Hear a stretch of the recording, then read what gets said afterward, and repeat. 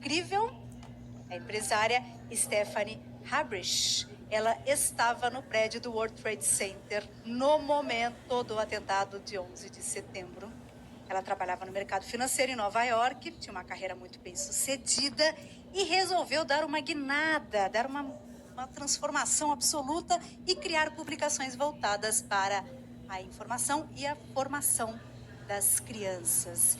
E aí ela criou o jornal Joca, que é o único jornal para jovens e crianças, e é um jornal adotado pelas escolas brasileiras. Aliás, precisamos ampliar o leque de adoção desse jornal, porque é muito bacana. Nós vamos falar sobre a trajetória da Stephanie, sobre a importância de informar as crianças a respeito do noticiário.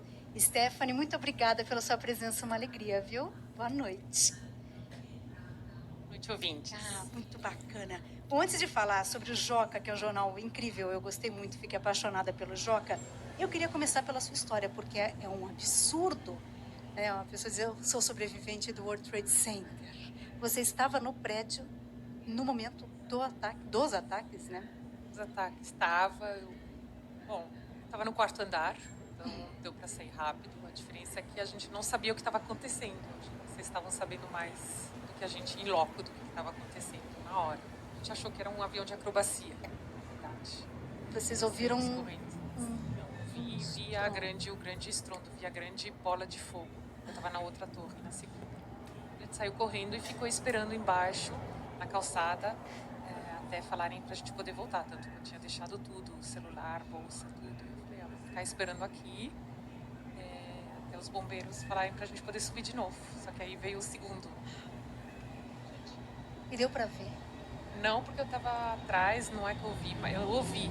Vi um avião e uma grande bola de um ataque. Eu acho que eu pensei que era um bombardeio. Na verdade, eu pensei que era um bombardeio, alguém bombardeando a gente. Ai, que medo! Que medo. E aí, depois a vida seguiu? A vida segue. O mais impressionante é que o acidente aconteceu numa terça, numa sexta a gente já estava trabalhando. Com todos os arquivos, computador, tudo. A gente trabalhava em Manhattan, né? Eles têm aqueles planos, aqueles sites onde quando acontece uma catástrofe já tem tudo preparado.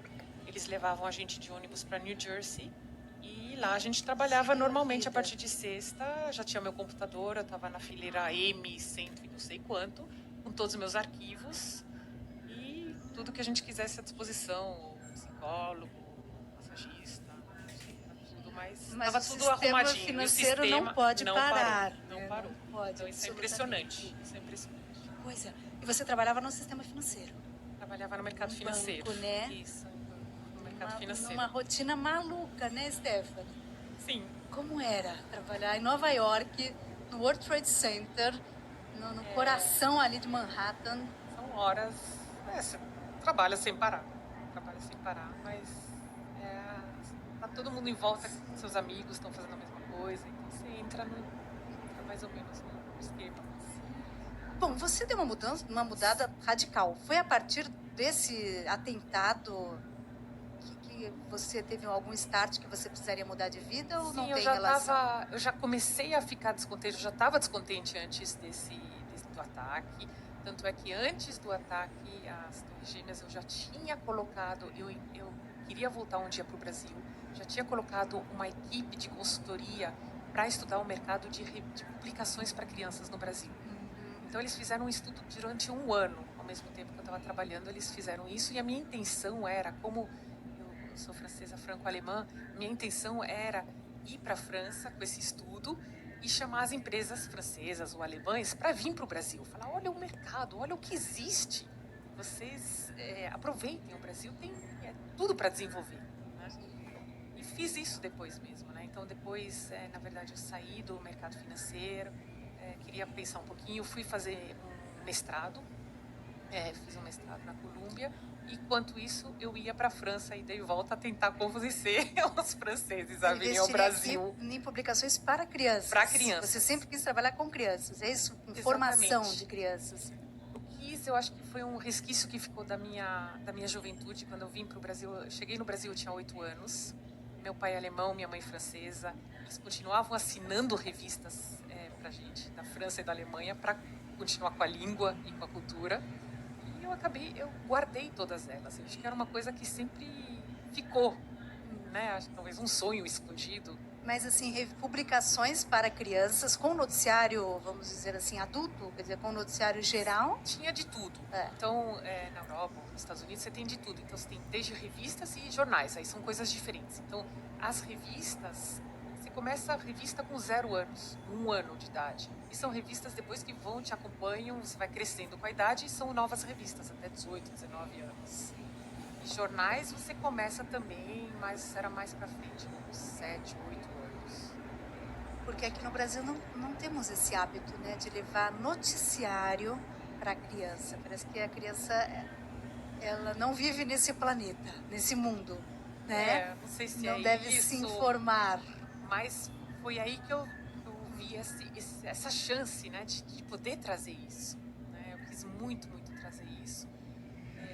Vi que as crianças não tinham... Eu comecei, na verdade, com as publicações. Quando eu voltei para o Brasil, eu criei essa editora e comecei com publicações, revistas para criança. Então, eu criei 2 revistas, que hoje, infelizmente, não existem mais. Eu descontinuei elas 2 anos atrás. Você descobriu que empreender no Brasil não é tão simples. Não é fácil. Eu já fali várias vezes. Você fale, mas a minha falência dura o quê? 1 dia, nem isso. Aí você se levanta de novo e vai atrás de recursos e continua. Então, eram 2 revistas para criança de 1 a 4 anos e a outra de 4 a 8. E depois, em 2011, criei o Joca, que é o jornal, que é esse primeiro jornal para criança no Brasil, com noticiário contextualizado para criança, a partir de 7, 8 anos. Sim, e é um noticiário geral, né? Você fala de acontecimentos, inclusive, por exemplo, esse encontro entre presidentes das Coreias, certamente vocês vão falar também. Com certeza a gente vai falar e a gente fala que é um boa também. A gente falou Jornal da Criança e do Adolescente. Acabou soando bonito. Joca. Joca, é simpático, né?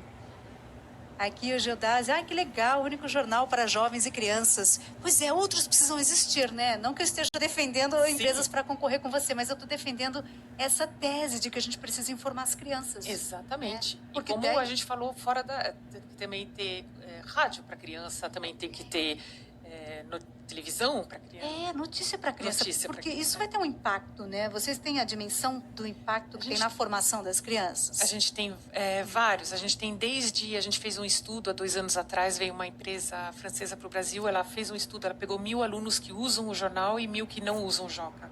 E conseguiu ver em números o que a gente vê na sala de aula todos os dias. Então, mostrou o quanto que o repertório dessas crianças é muito maior, né? Quem lê. Então, eles sabem falar sobre notícias do Brasil, do mundo, enquanto que as outras, mais de 30% desse grupo de controle fica só em entretenimento e violência. Então, é uma coisa muito importante, você saber. E isso vai influenciando em muita coisa. Então, as crianças que leem jornal falam que continuam lendo outras matérias, outras revistas, jornais, porque elas querem saber mais. Sim, claro, uma coisa puxa a outra, né? Puxa a outra. Crianças também comentam, saiu nesse estudo, que mais de 85% das crianças comentam com os seus pais. É isso que eu falei, das conversas, né? Que vai gerando. E nas próprias famílias, que às vezes também não têm acesso à informação, né? Uma informação crítica. Bacana o trabalho de vocês, Exatamente. A gente teve pais que vieram falar assim, eu entendi o impeachment pelo meu filho. Teve até livro, isso, pelo jornal. Então é bem bacana. E ainda sobre pais que mandam mensagens para vocês, dizendo que determinados assuntos não devem ser abordados com crianças, o Antônio Carlos Poletti diz aqui, olha, como não expor algum fato para as crianças hoje, nos dias de hoje, né? Porque afinal de contas elas estão expostas a tudo. Mas elas estão expostas também de uma forma perigosa, né? Na internet. Exatamente. Que é um ambiente que tem as fake news. Tem as fake news e tudo isso. Então, eu acredito que quanto mais a criança lê, quanto mais a criança tem repertório, mais ela vai estar protegida disso, dos fake news também. Então, não tem como a gente tirar... Inclusive, meus filhos ficam no YouTube, na internet, ficam sim o dia inteiro, mas o que a gente pode dar é ferramenta para eles, né? Ferramenta de como você consegue diferenciar uma fake news ou não, o que você olha. Então, a criança, com o repertório, ela começa a saber, né? A Isaura quer saber se o jornal está nas livrarias. Como é que é vendido os jornais? Vamos fazer jornal... propaganda do Joca agora. Não, o jornal é só por assinatura mesmo. Então tem que entrar pelo site, né, do jornaljoca.com.br e faz uma assinatura e chega na casa. É o quê?